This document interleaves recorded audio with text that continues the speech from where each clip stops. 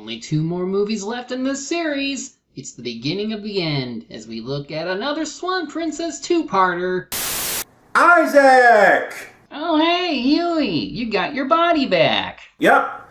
Thankfully, Benny was able to bypass the spell that was put on my body to prevent anything from locating it, and now here I am in my new location in Laurel, Mississippi. How'd you get all the way over there? Well, it turns out once my soul was sent to Torghast, Kate thought it was too dangerous for us to live in our old place, so she packed everything up and we moved. What can I say? I'm part pack horse on my father's side. Well, at least you're back to normal. Yeah, I just wanted to come by and say thanks again for rescuing my soul in the first place. If it weren't for you, I never would have been able to get back to my body or met any of the new reviewer friends I made along the way. Seriously, man, I owe you big time. It's no problem. Say, as long as you're here, you want to review some Swan Princess movies with me? Actually, I already have plans to review the Swan Princess movies on my own show, but thanks for the offer anyway. Fair enough, I suppose. Was there anything you might want to do instead? How about another TV series? You want to hold off your review for another TV series co-review instead? I got time. Plus, anything to hold off from doing them just a bit longer. Here, let me teleport you over. Okay. You know, it feels good to be back in this body instead of being a dwarf or a Pandaren. Yeah, that's no fun. Anyway, what other TV series do you know of that we can do to review on? A lot, actually. Just wish I knew how to narrow it down. Do you know any that were made to promote a toy line? Maybe something from the 90s? Dude, a bunch were made in that decade. But if I had to pick one... Say, Isaac, how do you feel about westerns? I mean, I did cover Rango recently. You just had to remind me, didn't you? Anyway, I think I could do another one. Well then, saddle up your horse and strap on your shooting irons, partner, because we're heading out west to a little place called Moo Mesa. Cowboys standing up for law and order and living by the code of the West. On Moo Mesa! I think I've seen ads for this show long ago, but never actually watched it. What's it about? Glad you asked. Wild West Cowboys of Moo Mesa was an animated Western television series produced by Greengrass Productions in association with King World Productions that aired as part of ABC's Saturday morning lineup from September 12, 1992 to December 4th, 1993. The concept was developed by comic book writer, artist, and toy designer Ryan Brown, best known for his work on Teenage Mutant Ninja Turtles, specifically creating the characters Ray Fillet, Wingnut, Leatherhead, and Mondo Gecko. Oh yeah, another Ninja Turtles clone. Those were pretty common in the 90s, like Biker Mice from Mars, Street Sharks, Extreme Dinosaurs, Mighty Ducks the Animated Series, Road Rovers, but this one was created by someone who actually worked on Ninja Turtles. That's right. And like those series, it was made to promote a toy line, which was released by Hasbro with designs reminiscent of the Playmates Ninja Turtles figures. Hell, there was even a 4-player, side-scrolling run-and-gun arcade game released by Konami, who also produced the Ninja Turtles arcade game. However, unlike those other knockoff series, which dealt with anthropomorphic mutant or alien animals in a modern city setting, interacting with humans, using modern slang, and eating fast food, Moo Mesa was the complete opposite. This was a Western, with absolutely no humans and with a late 19th century aesthetic, meaning no modern slang or fast foods to speak of. Well, at least they seem to be trying something more original. But how are the characters still mutants if this series takes place in a time before there was toxic waste or experimental injections? Well, let's take a watch and find out, shall we? Alrighty, let's take a trip to the Wild West with Cowboys of Moo Mesa. I think the best place to start would be with the show's opening theme song, sung by country artist Billy Dean and co-written by musician Verlin Thompson. Comet raised a mesa to the western skies with the sound of 1,000 cattle drives. A chosen few would see the light and fight the wrong with right. Ah, of course! Radiation from a comet! Yeah, according to the lore of the cartoon, as well as the opening to the Konami game, an irradiated comet struck the western plains of the United States more than 100 years ago, creating a miles-high mesa shrouded in the clouds. Everything living atop the mesa at the time was mutated by the comet's radiation and evolved into a bovipomorphic state. Hey, don't look at me, that's what the Wikipedia entry says. This new race of beings, inspired by tales of the Old West, would develop to a point where they emulated that era's way of life. Could have been worse. The comet's radiation could have made all cars and trucks sapient and want to murder all human life on the planet. Anyway, what else do you got, opening song? Up on the mesa, high above the clouds, there's a world. Well, all things considered, this at least looks fun for a 90s cartoon. And I do like the attempt at a Western song for literal cowboys. Speaking of, the name Cowboys isn't just a literal description of the main characters, but notice how the cow in the name is in all capitals. That's because it's actually an acronym for Code of the West. What's the Code of the West? Their way of having morality in a show aimed at kids? Yeah, exactly. Well, I suppose we can get a good idea for how this show operates, starting with episode 1, titled Bang 'em High. This is a kid's show, right? Dude, it's a pun on the Clint Eastwood Western Hang 'em High. Get your mind out of the gutter. Sorry. In fact, several of the episodes are titled after various Western films, songs, books, or even phrases. For example, A Sheep Full of Dollars, Wetward Woe, Dances with Bulls, Stolen on the River, the list goes on. At least they were committed to the Western parody shtick. Anyway, we open in on the town of Cowtown, clever name, where we're introduced to our three main heroes. We're the cowboys of Moo Mesa. First off, we have the leader, Marshal Moo Montana, voiced by Pat Fraley, who also voiced another cartoon lawman, Filmation's Brave Star in the 1980s. But you probably know him best for voicing another beloved 80s cartoon character. Thank you, Calfine.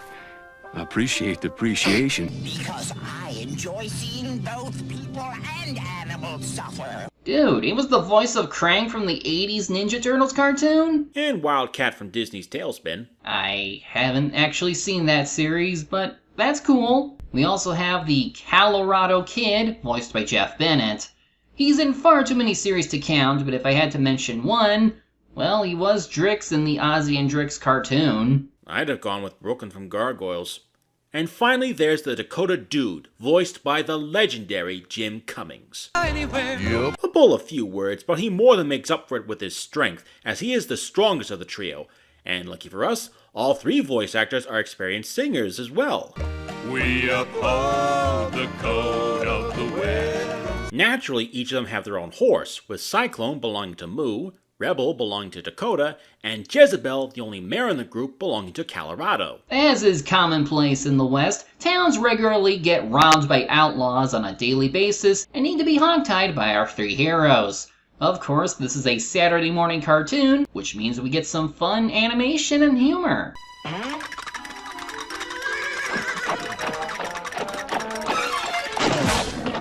But I'll be honest, it really is as fun as it looks. It doesn't always have to make sense, so long as it gets the point across. These three can kick ass in their own way, and Moo even has a gun that shoots metal stars. And while Colorado has a gun, he usually just uses his lasso to do some crazy rope tricks, and they only get crazier as the series progresses. As for Dakota, well, he doesn't really need a gun. Not when he has his super bovine strength. Everyone appreciates the boys, including one calf named Cody Calf, who Marshal Moo nicknames Calf Pint, and he's voiced by Troy Davidson. Montana, there ain't a better locale this side of Curious Gorge.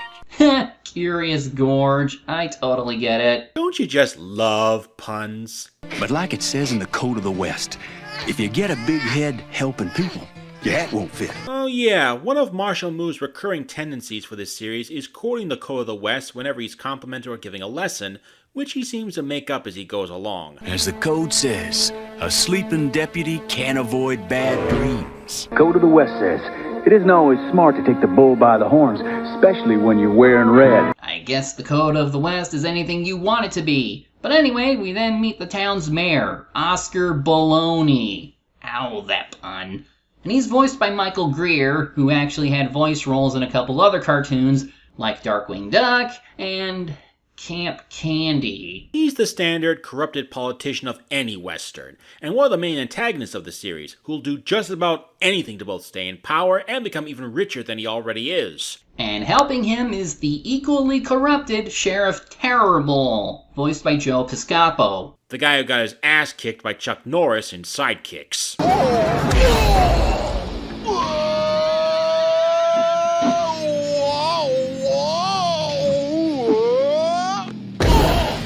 And has a gun that shoots out a retractable whip? Yeah, as you can see, while some characters do own guns, they rarely ever shoot actual bullets. Instead, they'll shoot things relating to a certain character's gimmick, like gold sheriff stars, whips, cactus needles, dice, spiderwebs, you name it.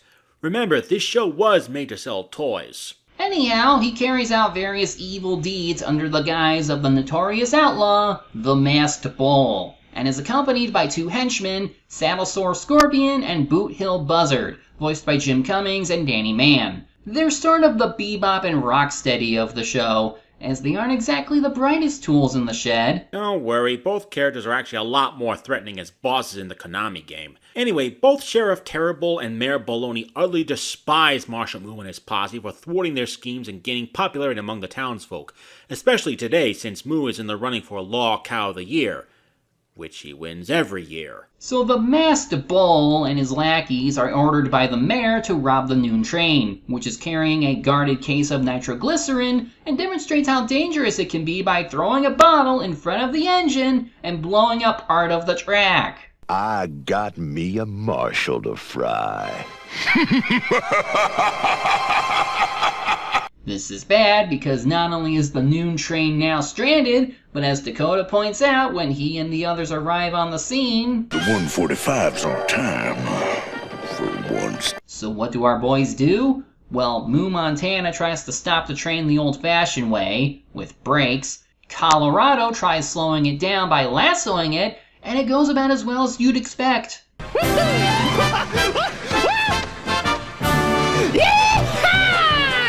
And then Dakota, in a pretty baller move, lifts up a giant-ass rock and chucks it behind the stranded train, just so this can happen.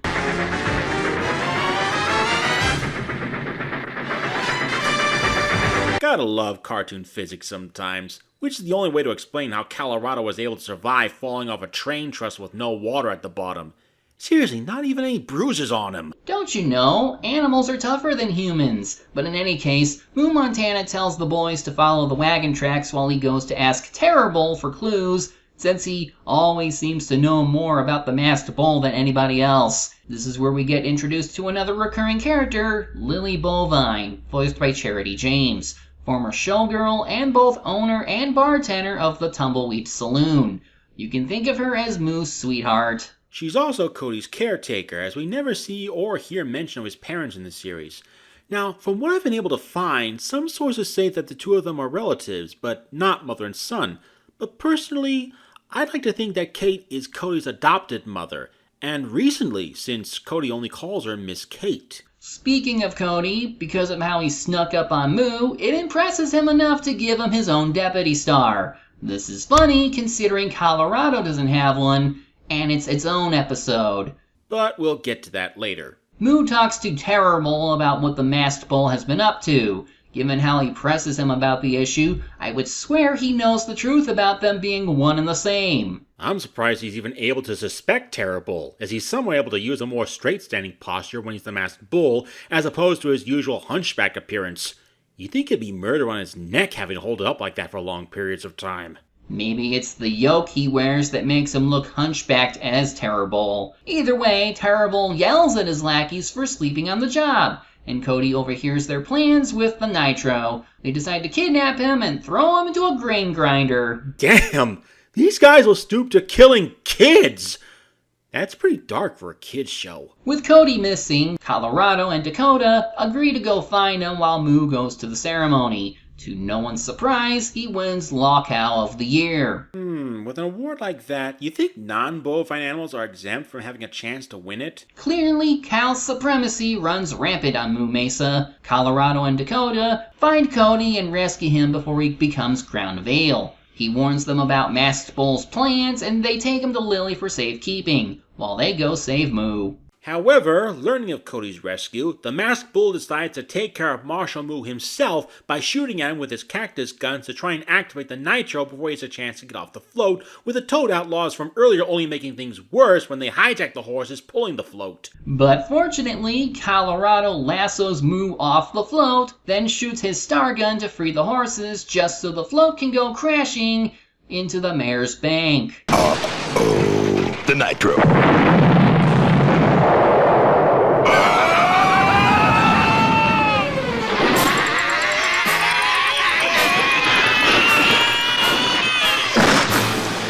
And with that, everyone cheers for Moo and wish to hear some words of inspiration. But first, gotta wrangle the escapees off screen, because that's all the time they had. And that was only the first episode. We've still got 25 more to go. Yeah, that might take too long to do. How about we just briefly cover a few episodes of each season that stand out the most? Of course.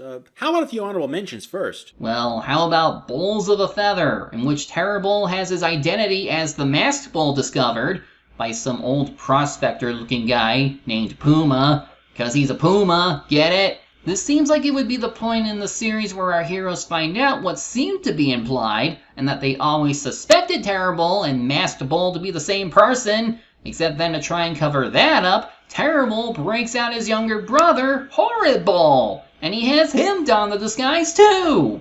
I like the fact that Puma is voiced by Bill Farmer, the current voice of Disney's Goofy. It'll do, Colorado. Now don't go forgetting my back. Mine would have to be the second episode, A Snake in Cow's Clothing, in which a supposedly wealthy French bull named Jacques Le Bif arrives in Cowtown, and all the women, including Lily, are drawn in by his charm, sophistication, and good looks, making Moo and Dakota suspicious of his intentions.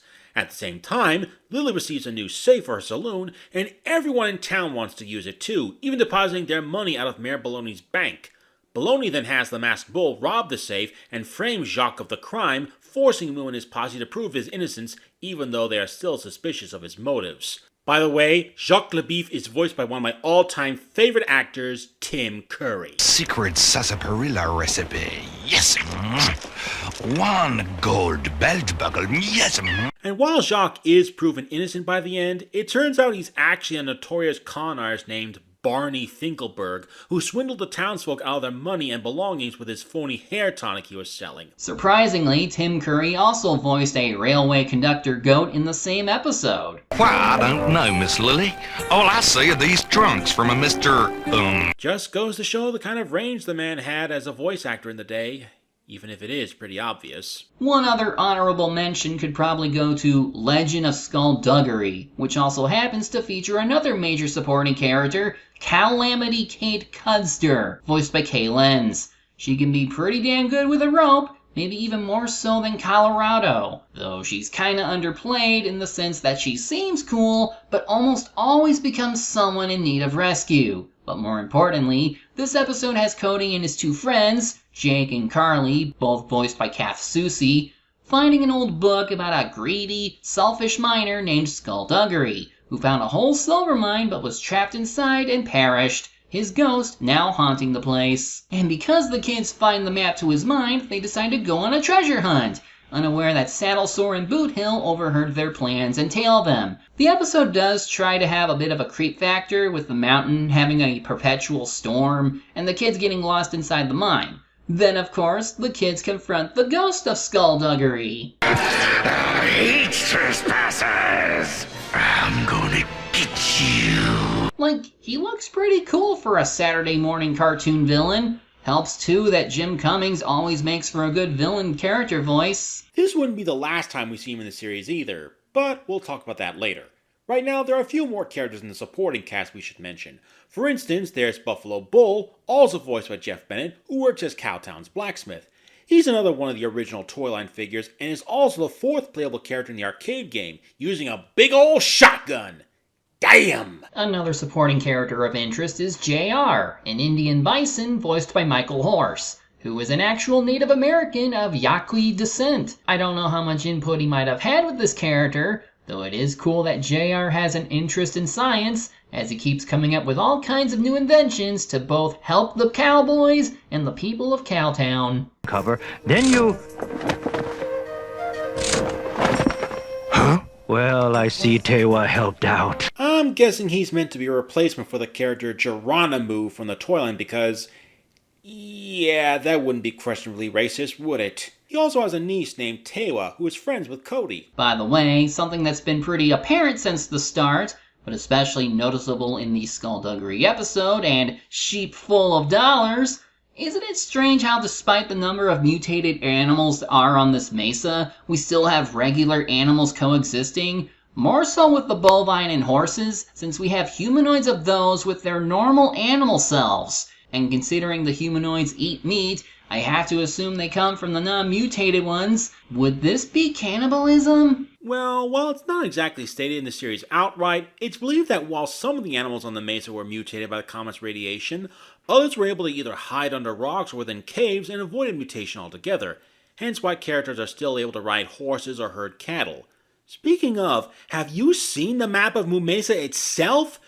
Damn, this place is huge! It's a wonder why it hasn't been discovered by the outside world yet. That thing looks like it takes up half a state! We could probably speculate about the comet all we want, and how it even affects the weather and stuff, but there's some episodes from both seasons we need to bring up and not a whole lot of time to do them. Right, let's continue. So let's start with a Dakota-centric episode, Wedding Bowl Blues. Here we see that he has a thing for Kate, who in turn does like him back. I mean, just look at the hard eyes. This comes into play after a plan from Mayor Baloney to try and take possession of Kate's home and mine by exploiting a law that states that people who have not been heard from in 7 years are considered dead, which in this case seems to be her father, Colonel Cudsder. Who was actually one of the original figures included in the toy line by Hasbro, yet never appears in the actual cartoon. Bummer. He even hosts a fake funeral, which while our heroes crash ahead of time, they can't do anything without proof. Kate supposedly has letters from him, which the masked bull steals but loses one containing the Colonel's will, which states that if anything happened to him, his land would be given to Kate and her husband. Meaning, in order to keep her land, she needs to find someone to marry, and who else to take that role but Dakota. Yeehaw! Yippee-ki! Oh, cow, yeah! It's my wedding day! And I'm off to rope one Dakota dude! Yeah! Like, damn, she didn't even hesitate. She just knew he had to be the one. Hey, tomboys like Kate are usually drawn to the strong, silent type. I love how Dakota rushed out to get his own tuxedo and forgot to take off the price tag. But he seems to be committed to being the man Kate wants to marry. Like it says in the code, sometimes a lizard has to change its color to save its spots or something. Unfortunately, Baloney and Terrible drug his drink, which knocks him out, so they can take him out into the desert. Our heroes learn from Cody about what is going on and tried rescuing him before he misses the wedding. They then get into some trouble, but by the end, they send the masked bull down a mine shaft, and Team Rocket blast his goons with dynamite. In the end, Calamity Kate is able to get her father's late letter from Walter Carrier Pigeon, who was locked up in Terrible's office, confirming he's alive and the wedding is called off. While Kate admits she wasn't truly ready to be hitched, she is happy Dakota was willing to help her, and yep, they still like each other a lot. Enough to even dump their cake on Baloney. Who made the cake? This one's fun, though I kinda wish Dakota had a bit more to do, since he was knocked out for most of it. Though it was pretty funny hearing him mumbling while coming to, and being dragged around by everybody. Oh, here comes the bride. Do make a pretty picture, don't we? Comes the bride. Oh, that's a hoot. Hey, how about we do a Colorado Kid-centric episode next? Alright, and I think a good one would be Stolen on the River, which starts with Colorado complaining to the others about not having a deputy star. I just think it's about time you gave me one of those darn deputy badges, Moo. I mean, you even gave one to Cody, and he's quite literally a kid. Colorado, you need experience under your belt before you can become a deputy. Dude, Cody's only experience was sneaking up behind you and catching you off guard. Meanwhile, Colorado saved you from an exploding parade float, and he doesn't get zip! Of course, he tries showing himself by attempting to rescue this armadillo couple tied to wagon wheels in a tree, but... Holy smokes! No! Wah wah. Once they are rescued, the couple explains that they were robbed by a foul-smelling scoundrel, which Moo knows as 5-Card Cud. Another original figure from the Hasbro toy line, as well as the 5th boss from the Konami game. Only in that he's called 5-Card Stud for some reason. While the others talk to Lily about an upcoming raffle, Colorado gets a telegram from Jack about 5-Card Cud being spotted on a riverboat called the Trixie Dixie, and it sounds like he's gonna take it over. Rather than get Moo and Dakota to help, he thinks he can go in alone. While he does the smart thing by donning a disguise, did he really need to take his horse with him? Meanwhile, Cody gets annoyed by Lily asking him to do chores and thinks about emulating what he read in Buck Finn. These puns are getting more and more deliberate. Rather have the puns from Shark Tale? No. Okay then. We then transition to the steamboat, and it is here we finally get to meet 5-Card Cud, who's wearing a lot more clothes than either his figure or his video game counterpart, though he is missing his magic teleporting cape. But that aside, he's still one low-down, dirty scoundrel. He's also accompanied by his weasel henchman, Shortchange, who is voiced by Michael Goh, doing his gopher voice from Winnie the Pooh. Yes, sir, 5-Card, sir, on the double. We see Cody trying to imitate Buck Finn by living on the river, but when fishing, he accidentally catches a beaver, which drags him around until he crashes into a rock. As he flounders around, Colorado meets with 5-Card Cud, under the guise of rich gambler Johnny Slim, bringing his horse Jessie Bell along with him as his lucky horse. They end up spotting Cody, with 5-Card betting he can't lasso him on the first try, so of course, he does just that. Colorado, what are you doing here? Colorado? He must have gotten me mistaken for someone else. I've got one of those faces. Smooth. Johnny Slim, huh? Sounds more like Johnny Bravo. Hello, 911 emergency. There's a handsome guy in my house. Oh, wait a second, cancel that. It's only me. Back at the saloon, the adults wonder where Cody went. Moo and Dakota find his book and think of where he might be. But they also learn that Colorado went to catch 5-Card by himself, who is currently playing poker with him. Cody has to work off his debts as a stowaway, but it works out because he later overhears 5-Card talking with Shortchange about Johnny being a law cow. On what grounds does he know? He said he saw Snake Eyes Smithson last week, and Snake Eyes has been 5 feet under for at least 10 years. Really? Yeah, I put him there. Damn, what an outlaw! He ain't a Western for nothing. Anyway, Colorado and 5-Card play a private game of poker in his room, betting the diamond armadillo ring he stole against Colorado's lucky horse. However, Colorado instead reveals his true identity and places 5-Card under arrest. Too bad he's outnumbered 3-1 though. Gee, Colorado, if you only had your own set of guns on you instead of that lasso. Oh, wait! But before 5-Card can put Colorado and Cody into the paddle wheels, they get saved by Moo and Dakota, who get into a shootout with him and his goons even before getting onto the boat.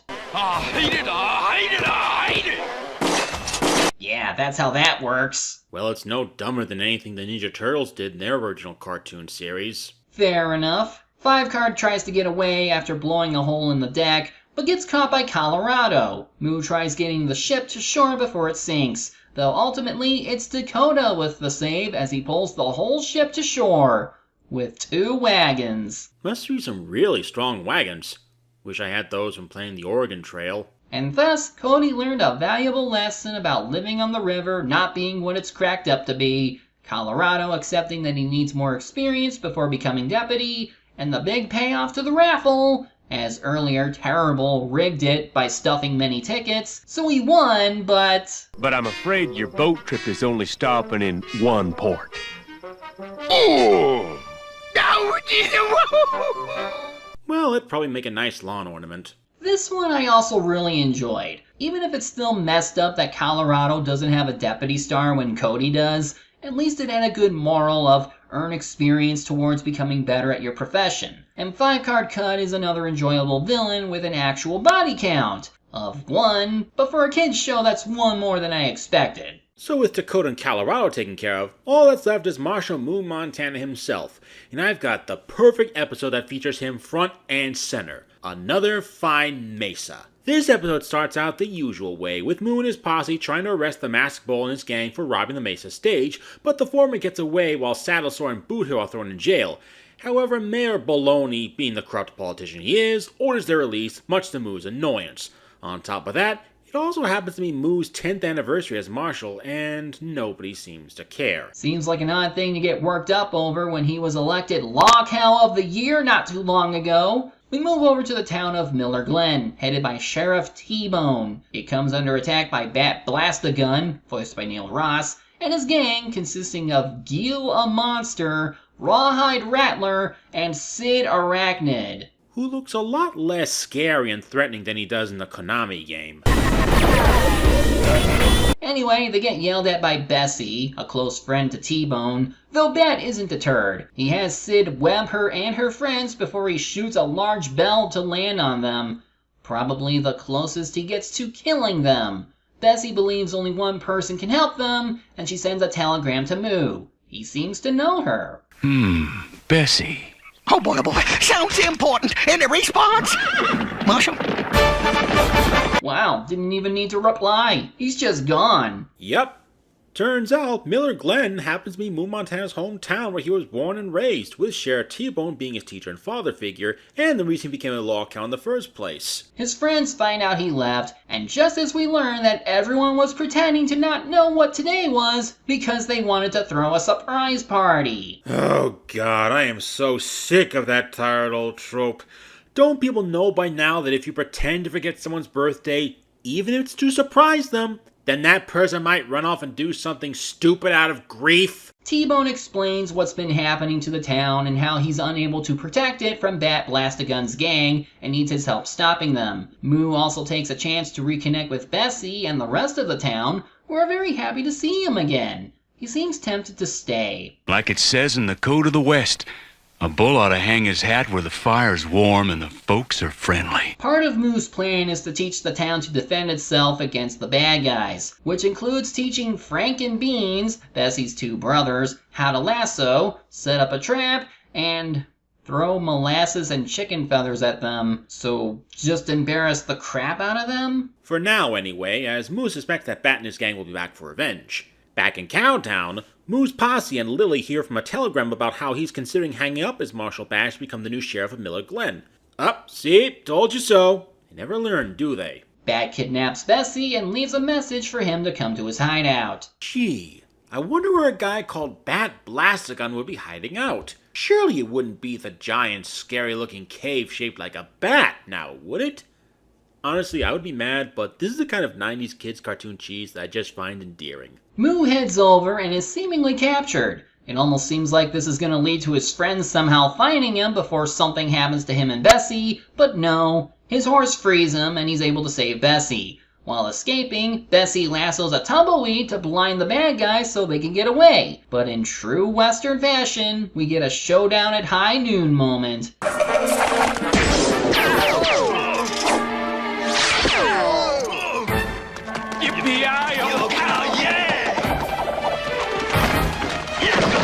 The bad guys are arrested, just as Colorado and Dakota come in. Moo almost considers staying here, but the boys beg him not to, even giving him a letter from Mayor Baloney requesting he come back. How'd they even get him to do it? Easy.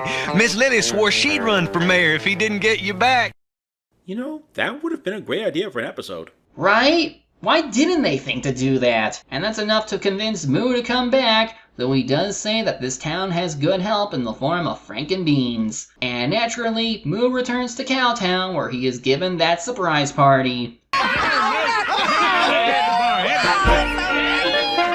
This one I'm a little mixed on, just because of how this started. Moo just up and leaving that easily despite literally the first episode having the people acknowledge him for his achievements and just thinking they forgot about him just like that? But at least the stuff with Miller Glen was enjoyable and gave us more backstory to him. I just wish Moo wasn't completely invincible so that Colorado and Dakota had a chance to at least redeem themselves after trying to hide the party. Yeah, agreed. As I said before, I hate the tired trope of pretending to forget a character's birthday or anniversary to hide a surprise party, because it always leads to predictable trouble. But I think this at least paints a good picture of what Season 1 of the show was like.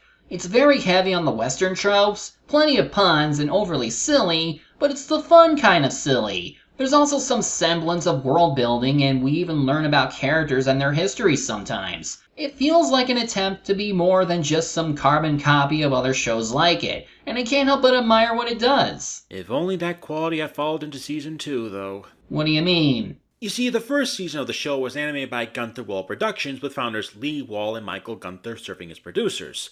However, for Season 2, they were replaced by Ken, Ruby, and Joe Spears, with their production company Ruby Spears handling the animation, and almost all the writers, producers, and story consultants were replaced as well. And it is clearly visible at the first episode of the season, No Face to Hide, with the animation looking almost like something out of the Disney Afternoon, if that makes any sense. And even the character designs were slightly changed, with the biggest downgrade being all the females, like Lily and especially Calamity Kate. I mean, yikes! What the hell happened here? Lily's mouth is a lot bigger with her lipstick a lot more noticeable, and Kate, the toughest nails tomboy from the first season, now has lipstick and eyeliner. It just makes it look downright ugly in my opinion. Now granted, the footage I have isn't exactly the best quality compared to the first season, but even then it's very noticeable how different everyone looks. They at least kept the voice actors? At least that's something, because the first episode of the season makes one change to the formula that isn't very good, which involves Terrible. For the plot, Moo and his posse have to catch this train thief named Shock Holiday, a masked buffalo who uses lightning as his gimmick, which is honestly pretty cool. And Terrible even challenges Moo to see who can catch him first, with the loser having to leave town. At first, Moo and his posse lose that bet when Terrible has Boot Hill Buzzard dress up as Holiday and pretends to have caught him. But by the end of the episode, they catch the real Holiday, meaning Terrible has to leave town, and thus becomes the new sheriff of Lonesome Gulch. While Terrible does appear again as the Masked Bull, I'm rather shocked they would remove a recurring villain character this easily, and without even having Moo figure out his Masked Bull sona. And again, in the first episode of the season! Besides changing designs and changing the status quo for the heroes and villains, some characters underwent complete changes in personality. For instance, Dakota in the first season was the silent sort of type who only spoke sparingly, usually only saying yup and nope, and letting his actions do most of the talking, yet had a soft side to him as well. In Season 2, however, he talks a lot more often than he used to, and half the time, he just complains. That's the way to treat a lady, especially my lady. Nothing but tumbleweed rolling by. I got no patience for this Moo. Jeez, don't we get enough complaining from the Colorado Kid? This just goes against Dakota's character. This reminds me of what happened with The Real Ghostbusters, where executive meddling from Q5 occurred that changed the direction of the show. Characters are a far cry from their original selves, usually made to be more witty and comedic, and prone to making more mistakes. Moo especially, since he was more of a leader who can pull everyone out of a jam, and was highly respectable for what he believed in, and how he carried it out. I'm also not a big fan of the new villains that much. Yeah, there are way too many new villains introduced in Season 2 as opposed to Season 1. I know this was a show made to promote a toy line, but when you watch the first season, it doesn't really feel that way. I mean, yeah, some of the characters from the toy line were featured, but you never saw anything like the steampunk Iron Horse motorcycles, the Prairie Schooner, or even the literal wagon train appearing anywhere. It just felt more like a grounded western, save for a few over-the-top moments here and there and with talking anthropomorphic animals. Season 2 really did feel more like an animated toy commercial with how it introduced its new villains, supporting characters, and the plots for each episode being really out there for a western. For instance, in the season's third episode, Cow Pirates of Swampy Cove, we actually get 18th century inspired cow pirates who use the usual pirate slang like arr and matey, sail a friggin' pirate ship, and whose captain is named Longhorn Silver. Seriously? How does that even make sense for a series that takes place on a miles-high mesa in the Wild West?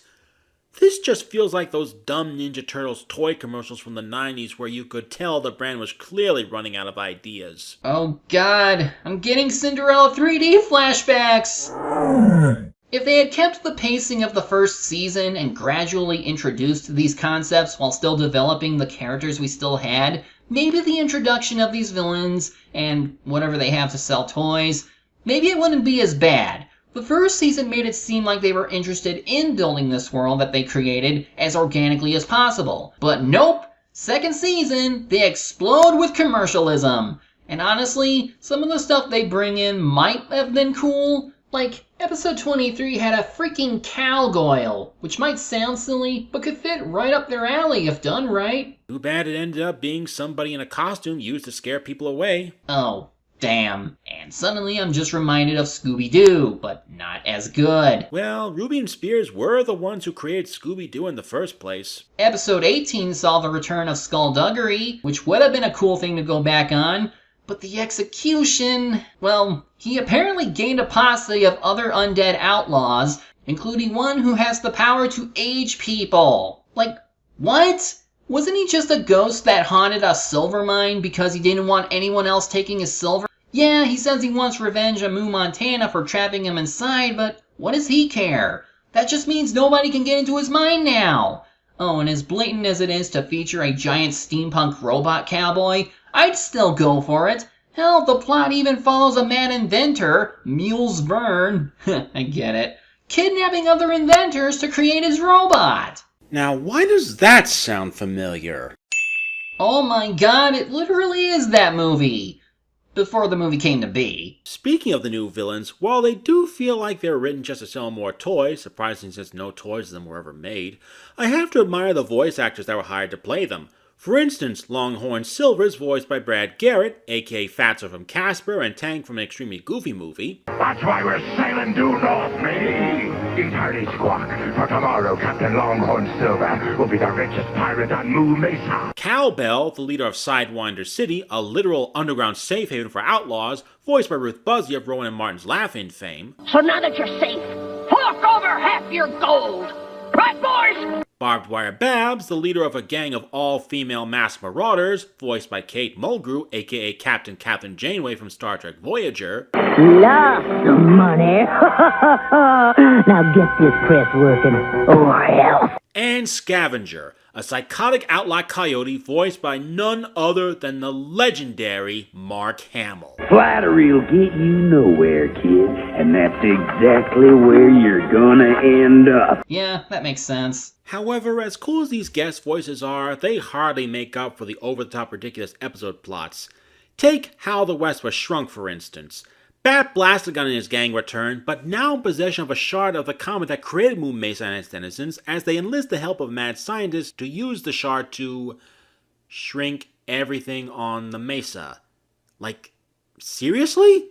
Oh, and don't get me started on the episode Circus Days, where a traveling circus comes to Cowtown and the ringmaster, the great Bovini, uses a special stone to hypnotize the townsfolk into stealing money for him. Well, hypnotism isn't exactly a bad plot idea, but what do you have against a circus plot? Just how did animals like elephants, lions, and a gorilla end up on a miles-high mesa in the first place, Yeah, that's a good point. And then there's this bit. Smile and scream and slap your knee and laugh till you fall down. Circus on forever, boy, the circus is for glad.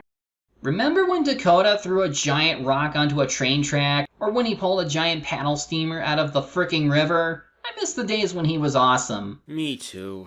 Sadly, the show would air its final episode on December 4th, 1993, as it was unfortunately canceled in May of 1994, following both low toy sales and Disney's acquisition of ABC, as it would fall into 90s obscurity, much like Cadillacs and Dinosaurs. That really sucks. Again, it at least seemed like it was going to do its own thing to separate from TMNT and the like, and it really did feel fun to watch at first.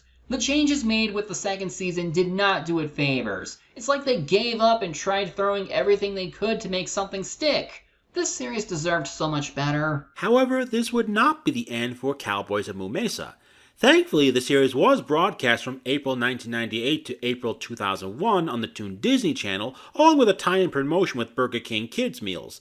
Then later, in the Tales of the TMNT series by Mirage Comics, a 4-issue crossover would be released from March 2006 to May 2009, where Moo Montana and his posse would team up with the Teenage Mutant Ninja Turtles in a multiverse-traversing adventure.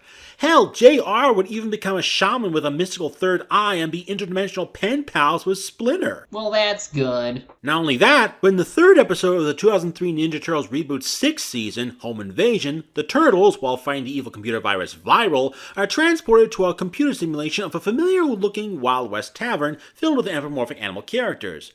And just look who happens to be there. Mostly villains, but still, that's cool. Just goes to show that there's still some appreciation for the Cowboys of Moo Mesa even after its cancellation all those years ago. Huh? What is it? Dude, no way! What? I just got a late notification from Twitter that the Nacelle Company, founded by Brian Volks-Weiss, creator of Netflix's The Toys That Made Us, has purchased the rights to various 80s and 90s toy lines, including Wild West Cowboys of Moo Mesa. They even released the first wave of figures already. Look! Oh damn, that's cool! Not only that, but they also plan to reboot the property with a brand new animated series! Well, let's hope that actually happens. What with how much media gets canned before they even get released. Yeah, let's hope. So, Isaac, what are your final thoughts on Wild West Cowboys of Moo Mesa as a whole? Well, I gotta say, the series had a lot of potential that could be better utilized with a reboot, much like how TMNT, He-Man, and Thundercats had over the years. There's some good characterization, I like a lot of the designs, even if the animation isn't always the best, as per the 90s, and there are fun action sequences, even if mostly based on cartoon logic. Of the main 3 leads, Dakota is definitely my favorite, and it upsets me at how much he got screwed over in the 2nd season. I'd rather just stick with season 1 because the plots it had were way more interesting than anything the new team came up with, be it executive mandate or whatever. As for other characters, I did like most of the supporting cast, like Kate and Cody, and even some of the one-off villains were pretty cool. They all lend themselves to what this Mesa can be like, and I want to see more of it. Plus, the music is pretty damn good, which really enhances the whole thing. I totally agree with you, man. This show stands out very well from all the others trying to capitalize on the anthropomorphic animal team cartoons at the time, as not only was it a gamble to make it Western themed in a time where the Western genre was considered dead, but it felt more grounded, which is surprising for a show about anthropomorphic cows mutated by comet radiation. And even if it was made in order to sell toys, it instead chose to try and tell good stories rather than just introduce a new toy and try to write the episode around it. Well, that's how the first season was anyway. The second season was okay, but they really put more emphasis on introducing new characters, which, again, they never made toys for. The animation character designs looked more cheap and generic in quality, and the storytelling did feel more in line with what some other cartoons made to sell toys were doing at the time. And while I am not a fan of the stereotypical shrinking plot, I do commend the writers for at least trying to reincorporate the lore of the comet that created Moo Mesa in the first place, whereas it was only briefly mentioned once in the first season, even if it did contradict the comet's powers that were previously established. I hope that with this new reboot coming out, they will make storytelling their top priority and go back to the more grounded feel of the original series, while gradually introducing more outlandish elements. Thankfully, both seasons of the original series are available to watch on YouTube, so go check it out for yourselves, and who knows, maybe you'll appreciate it just as much as I did when I was a kid. Well, I think that went pretty well. Oh yeah, totally. Well, thanks for having me on again, Isaac, and I'm glad you enjoyed another one of my childhood cartoon favorites. Not a problem. Just be sure to keep your soul intact from now on. Oh, don't you worry about that. Kate and I are looking into hiring a scientist to help prevent anything like that from happening again. Well, here's to more reviews. I'll drink to that. Water, I mean. I don't actually drink alcohol. And for the rest of you, I'm the Media Hunter. And I'm Huey Toonmore. Media's my prey, and reviewing them my way. See you at the movies. Anime movies, that is. And maybe we just add... Yippee-yi-yo, cow yeah!